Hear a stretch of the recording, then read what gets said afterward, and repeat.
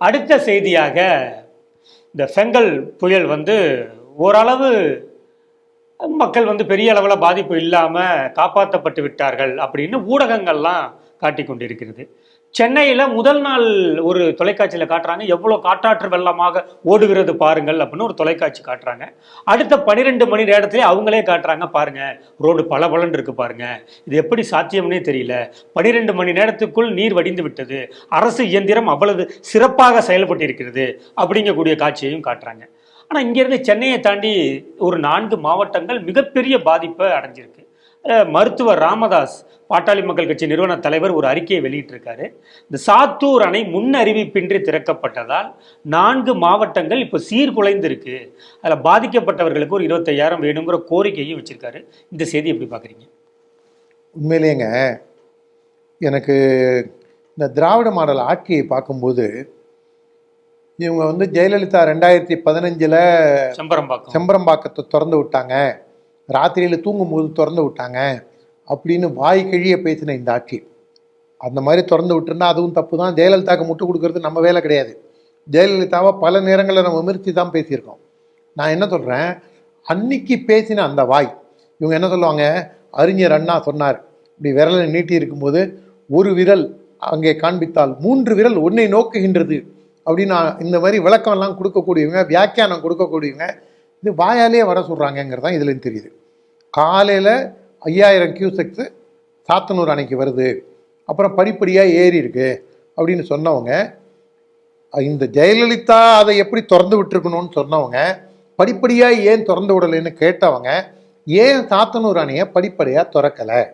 ராத்திரி 2 மணிக்கு முத நாள் என்ன சொல்கிறாங்க, காலையில் 5000 கன அடி தண்ணி இன்ஃப்ளோ இருக்குங்கிறாங்க. அதுக்கப்புறம் 40,000 கன அடி திறந்து விட போகிறோம்னாங்க. 40,000 கன அடி திறந்து விட போகிறோம்னு காலையிலேயே சொல்லிட்டோம் அப்படின்னு சொல்லி திமுக ஐடி விங் ஒரு உருட்டுது. நம்ம அதுக்கான விஷயமாகவும் நம்ம பார்க்கணும்னு வச்சுங்க. ராமதாஸை இவங்க என்ன மாதிரி வார்த்தைகளில், ஏற்கனவே 4 நாள் முன்னாடி தான் அன்புமணி ராமதாஸ் மிக கடுமையாக தன்னுடைய கண்டனங்களை இவங்களுக்கு பதிவு செஞ்சுருந்தாங்க இந்த திராவிட மாடல் ஆட்சிக்கு.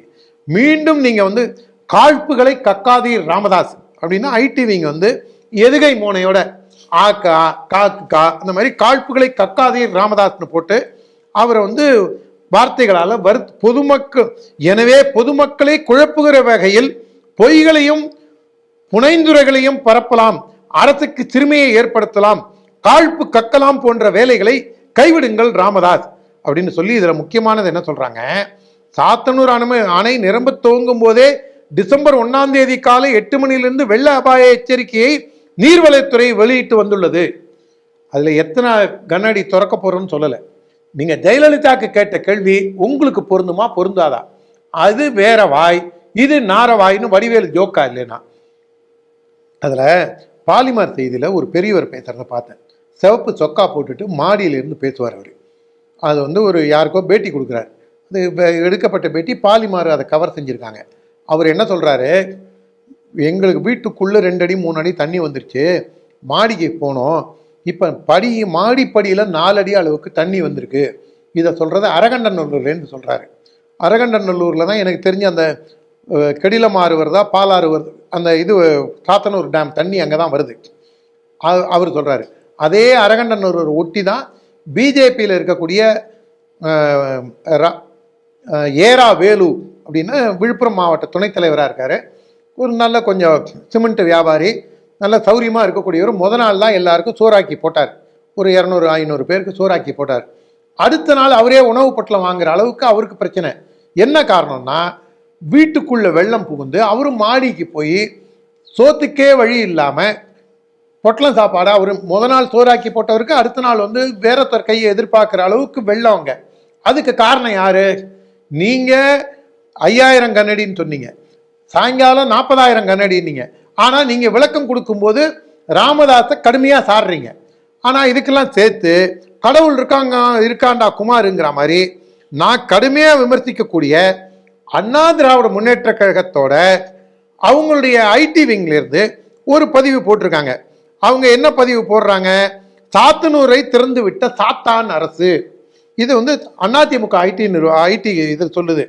சட்டம் இதுலயும் எதிரி மொழியோட போட்டிருக்காங்கண்ணா. ஆமா, அவங்களும் எதிரி மொழியோட போட்டிருக்காங்க. நாணயத்தின் இரண்டு பக்கம் திமுக அதிமுக இல்லையா? இவங்க வந்து ஒரு பிரச்சனையை எப்படி வேணாலும் அவங்களுக்கு ஏத்த மாதிரி திசை திருப்பத்துல ரெண்டு கழகங்களுமே கொஞ்சம் கூட சலச்சம் இல்லவங்க. சட்டம் ஒழுங்கை சீர்குலைத்த சதிகார அரசு சொல்றது அதிமுக ஐடி. நீங்க சொல்லல, நான் சொல்லல.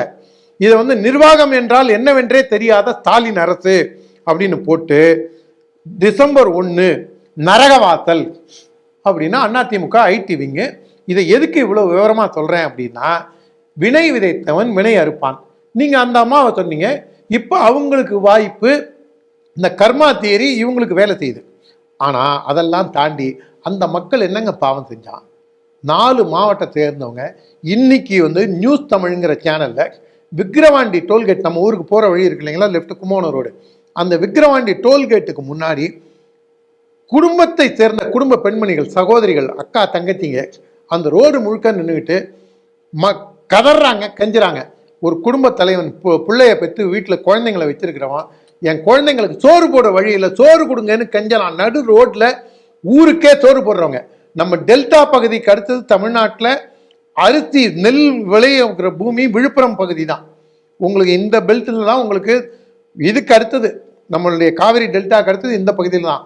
ஆனால் அவன் ரோட்ல வந்து எனக்கு சோறு போடுன்னு கஞ்சிற அளவுக்கு, அது நல்ல சௌரியமா இருக்கக்கூடிய பிஜேபி நிர்வாகி ஏரா வேலுவா இருந்தாலும் சரி, இல்ல குறவர் இனத்தை சேர்ந்த பெண்களாக இருந்தாலும் சரி, இதை நான் சொல்லலை, குறவர் இனம்னு, இதை நம்மளுடைய ஓஷி, அவர் பேர் என்னங்க, பொன்முடி, அமைச்சர் பொன்முடி, அவர் தான் இன்னைக்கு போய் கடைசியில் என்ன ஆயிடுச்சு, அவர் பாருங்க, இந்த திமுகவும் அதிமுகவும் அரசியலை வந்து எவ்வளவு ஒரு நாசூக்கா நாதாரித்தனம் பண்றாருன்னு வடிவேலு சொல்லுவாங்கல்ல, இந்த வடிவேலோட வார்த்தைக்கு ஏற்ப இவர் வந்து இதுல போட்டு ஹேண்ட்ஸ் ஃப்ரீல பேசுறாரு. முதல்வர்கிட்ட வீடியோ காலில் காமிச்சு எல்லாத்தையும் பேசுறாரு.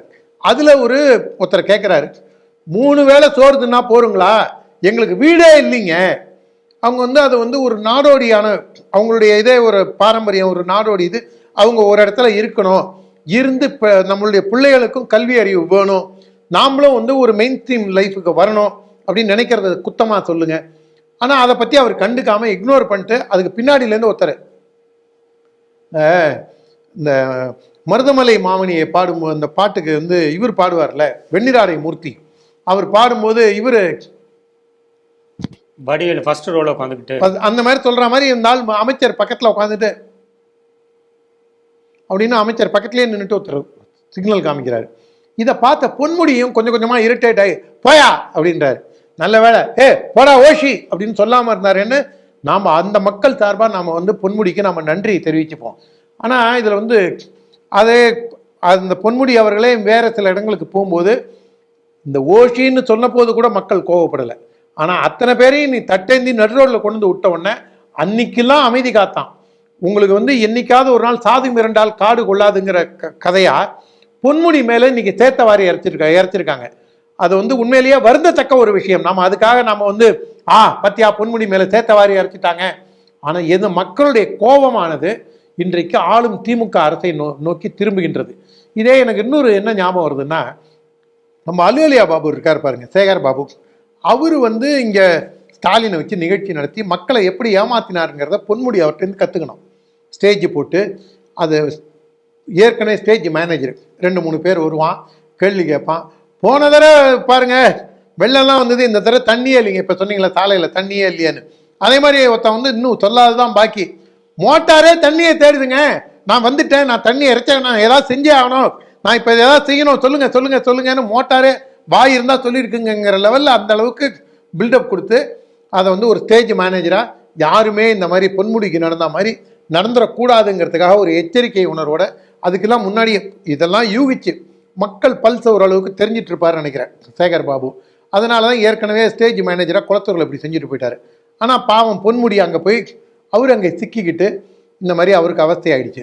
ஆனால் இது வந்து மக்களுடைய கோபம் எந்த அளவுக்கு இருக்குது, மக்களுடைய வெறுப்பை எந்த அளவுக்கு இந்த திராவிட மாடல் சம்பாதிச்சிருக்கு, இவங்க எந்த அளவுக்கு பொய் சொல்கிறாங்க அப்படிங்கிறதான் இன்னைக்கு பொன்முடியோட இந்த சம்பவம் காமிக்குது. இதை தாண்டி இந்த தமிழக அரசு படிப்படியாக சாத்தனூர் டேம் திறந்து விட்டுருந்தாங்கன்னா இந்த பிரச்சனை இருந்திருக்காது. இளம் சிங்கம் அண்ணாமலை அவர்கள் இன்னைக்கு நீங்கள் பார்த்துருப்பீங்க, அவர் அந்த இதில் தண்ணி வெள்ளை இதுலேயே ஆற்றுக்குள்ள அந்த இது இருக்கும் பாருங்க, தரைப்பாலம் நம்ம ஒரு பகுதியெல்லாம் பார்த்துருப்போம்னா அதில் தண்ணி வெள்ளை தண்ணி வரும்போது அதுலேயே நடந்து போய் பார்த்துட்டு அவர் ஒரு முக்கியமான அடிப்படையான ஒரு குற்றச்சாட்டை முன்வைக்கிறாரு. 119 அடி 120 அடி தண்ணி தேக்கலாம் அந்த டேமில். ஆனால் 20 அடிக்கு வண்டலும் அதுக்குள்ளே இருக்கக்கூடிய பல கசடுகளும் இருக்குது. இதை ஒழுங்காக தூர்வாரி இந்த ஆறுகளெல்லாம் ஒழுங்காக மராமத்து பணியில் ஈடுபட்டிருந்தாங்கன்னா இவ்வளோ பெரிய வெள்ள பாதிப்பு ஏற்பட்டிருக்காது. எப்படி இங்கே கூவத்தை ஆக்கிரமிக்க விட்டு வேடிக்கை பார்த்தாங்களோ அந்த மாதிரி அங்கே வந்து ஆறுகள்னால் இயற்கையாகவே மரணிக்கிறத ஏற்படுத்தியிருப்பாங்க. கம்யூனிஸ்ட் தோழர்கள் சாதாரணமாகவே இப்போல்லாம் வந்து திமுக கொத்தடிமை ஆகிட்டாங்க. அவங்க வந்து 25 கோடி ரூபாய்க்கு அவங்கள லீஸ்டில் எடுத்துட்டாங்க. இது மாதிரி நம்ம என்ன டீமு, இது கிரிக்கெட் டீமு ஐபிஎல் மாதிரி வேலத்தில் எடுத்ததுனால அவங்களால எதுவும் பதில் சொல்ல முடியல. ஆனால் அந்த கம்யூனிஸ்ட்லேயும் ஒரு சில நல்ல சிந்தனை உள்ளவர்கள், ஒரு வண்ணத்து பூச்சியின் மரண சாசனம்னு நம்ம ஆர்கே நகரில் ஜெயலலிதா வைத்து நின்னார் ஒரு மகேந்திரன். அவர் ஒரு புஸ்தகம் எழுதியிருக்காரு. அந்த புஸ்தகத்தில் பாலாரை இவங்க எப்படி கபலீகரம் பண்ணாங்க, ஆம்பூரில் வாணியம்பாடியில் வெள்ளம் வந்தால் வேலூரில் இடுப்பு முட்டு தண்ணி தான் ஓடும், 40 அடிக்கு மணல் செடிமெண்டேஷன் இருந்ததை அந்த மண் அப்படியே ஃபில்டர் மாதிரி உள்ளே இழுத்துக்கும், அதெல்லாம் போய் இன்னைக்கு எப்படி அங்கே வந்து ஒரு கிட்டத்தட்ட கூவாறு மாதிரி அந்த லெதர் கழிவுகள்லாம் டேனரி கழிவுகள்லாம் கொண்டு போய் விட்டு அந்த ஆற்றை எப்படி சாவடிச்சிருக்காங்கிறத ரொம்ப விளக்கமாக ஒரு சமூக அக்கறையோட, உண்மையான சமூக அக்கறையோட திரு மகேந்திரன் எழுதியிருப்பார். அந்த புத்தகங்களை படிக்கிறவங்களுக்கு இந்த ஆறுகளெல்லாம் எப்படி சூறையாடினாங்கன்னு தெரியும். தமிழக பாரதிய ஜனதா கட்சி 1994 டாக்டர் சந்திரபோஸ் தலைவராக இருக்கும்போது தீர்மானம் போட்டு தமிழக அரசுக்கும் அனுப்பிச்சது. அப்பப்போ நாமளும் நினைவு கூறுறோம். கிருபாநிதி காலத்தில் கூட அந்த தீர்மானத்தை திரும்பியும் போட்டு தமிழக அரசுக்கு அனுப்பிச்சோம். ஒன்று, நீங்கள் வீராணை ஏரியை தூர்வாருங்க, இல்லை நாங்கள் இறங்கி எங்களுடைய ஆட்கள் இறங்கி தூர்வாடுறோம், அதுக்காக பர்மிஷன் கொடுங்கன்னு. வீராணை ஏரியில் பாசன பரப்பு கிட்டத்தட்ட 1 லட்சம் ஏக்கர் வீராணை ஏரி பாசன பரப்பு, அதுவும் காவிரி நீர்பிடிப்பு அணைக்கரையிலேருந்து தான் தண்ணி வருது.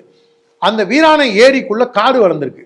வீராணை ஏரிக்குள்ள ஒரு கட்டத்தில் சாகுபடியே பண்ண ஆரம்பிச்சிட்டான், உளுந்து பயிறு கேழ்வரகுன்னு. ஏன்னா தண்ணி வந்தால் தானே உங்களுக்கு கர்நாடகாவில் கொண்டு போய் அணைகள்லாம் கட்டிக்கன்னு சொல்லி நீங்கள் ஃப்ரீயாக அவன்கிட்ட ஃப்ரீ ஹேண்டை கொடுத்தீங்க. அவன் பல்வேறு அணைகளை கட்டினான், அதனால தண்ணி வராமல் போச்சு. அதுக்கப்புறம் தண்ணி வந்தாலும் நீங்கள் தேக்கி வைக்கிறதுல நேராக கொண்டு போய் பே ஆஃப் பெங்கால் சோஷியல் மீடியாவில் எப்படி போடுறானோ தண்ணியை வாங்கி அவன்கிட்ட கதற தண்ணியை வாங்கி கொண்டு போய் நம்மளுக்கு பெரிய இயற்கையாகவே கொடுத்துருக்குற வங்காள விரிகுடாவில் கலக்கிறோம். அதுதான் இங்கேயும் நடந்திருக்கு. பாலாத்தில் செக் டேம் வந்து 32 கிலோமீட்டர் பிரயாணிக்கிற ஆந்திர பிரதேசத்தில் 28 செக் டேம், தமிழ்நாட்டில் 220 கிலோமீட்டர் ஓடுற இதில் 2 செக் டேம். இந்த அளவுக்கு கேவலமான நீர் மேலாண்மையை இந்த 2 கழகங்களும் வைத்திருக்கின்றது. குறிப்பாக இன்னைக்கு நேற்றுக்கு இந்த 4 மாவட்டங்களில் ஏற்பட்ட வெள்ளப்பெருக்கிற்கு மிகவும் முக்கியமான காரணம், நான் குற்றம் சாட்டுவது இந்த திராவிட மாடல் ஆட்சியை தான்.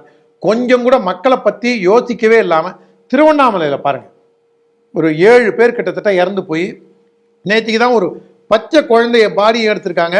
இவர் உடனே ஃபோட்டோ ஷூட்டுக்கு போயிட்டார், நம்ம ஒரு உதயநிதி போயிட்டு அவர் அங்கே அதை படிக்கிறார். பரீட்சைக்கு மாணவன் படித்து ஒப்பிக்கிற மாதிரி அவர் வந்து அதை அந்த நடந்த சம்பவங்களை பற்றி எக்ஸ்டம்போவாக பேச தெரியலைங்க. அவங்க தாத்தா எவ்வளோ பெரிய விஷயத்தையும் சர்வசாதாரணமாக ஹேண்டில் பண்ணக்கூடியவருக்கு பையனும் பேரனும் எந்த அளவுக்கு இருக்காங்க பாருங்க. அதுவும் கர்மா தியரி தான். இது வந்து இவங்களோட அலட்சியத்தின் உச்சம், ஆணவத்தின் உச்சத்தில் இல்லாமல் மீதி பேரை வம்படியாக கைது செஞ்சு எல்லாரையும் ஜெயிலில் தள்ளுறதுக்கு பதிலாக உருப்படியான வேலையை இந்த திராவிட மாடல் ஆட்சி பார்க்குமா அல்லது மக்கள் கோபப்பட்டு வெகுந்து எழுவார்களா என்பதை காலம் பதில் சொல்லும்.